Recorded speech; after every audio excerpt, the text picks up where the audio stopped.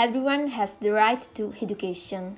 Education shall be free, at least in the elementary and fundamental stages. Elementary education shall be compulsory. Technical and professional education shall be made generally available, and higher education shall be equally accessible to all on the basis of merit. Education shall be directed to the full development of the human personality and to the strengthening of respect for human rights and fundamental freedoms. It shall promote understanding, tolerance, and friendship among all nations, racial or religious groups, and shall further the activities of the United Nations for the maintenance of peace. The 26th article of the Universal Declaration of Human Rights recognizes the right to education for everyone. In the developing world, millions of girls are denied their basic human rights simply because they are girls. In fact, girls in the poorest regions of the world are among the most disadvantaged people on the planet.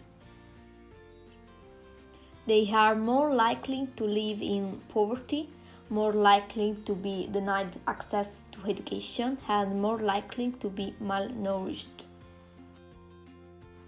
Last year, I read a book called I'm Malala, and I was inspired to choose this right for his courage and for his dream of going to school. Malala is a Pakistan student and education activist.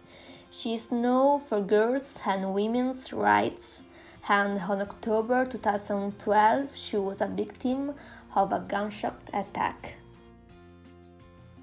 66 million girls around the world are not in school. Millions more are fighting just to stay there. Without education, girls are more likely to marry young, have children early, and spend their life in poverty. Yet, when girls are given the opportunity to receive an education, they are more likely to improve their own lives and those of their families, helping to break the cycle of poverty. With the help of Planned State of the World's Girls report, we are understanding why so many girls are not receiving the quality education they deserve. The main problems are the cost of textbooks and uniforms, the distance to school, the violence at school, gender norms, and early marriages.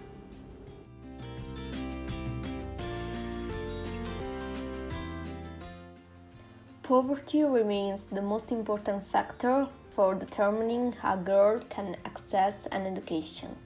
In the case of Malala and many other girls in the world, this right has not been respected, but fortunately there have been situations in which women have studied and changed the world. It's the case of Mary McLeod Betty, African-American teacher who, with only $1.50, began a school to help educate young African-American women. Charlotte Bunch, founder and director of the Center for Women's Global Leadership at Rutgers University. Bunch has helped shape the global feminist movement and created consciousness about gender-based human rights. Ruth Colvin, her campaign has taught nearly 500,000 people to read.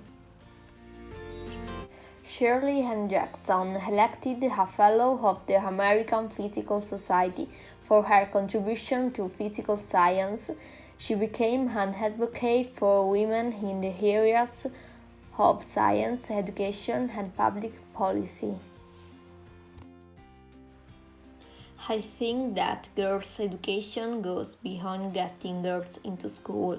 It is also about ensuring that girls learn and feel safe while in school, complete all levels of education with the skills to effectively compete in the labor market, learn the socio-emotional and life skills necessary to navigate and adapt to a changing world, make decisions about their own lives, and contribute to their communities and world.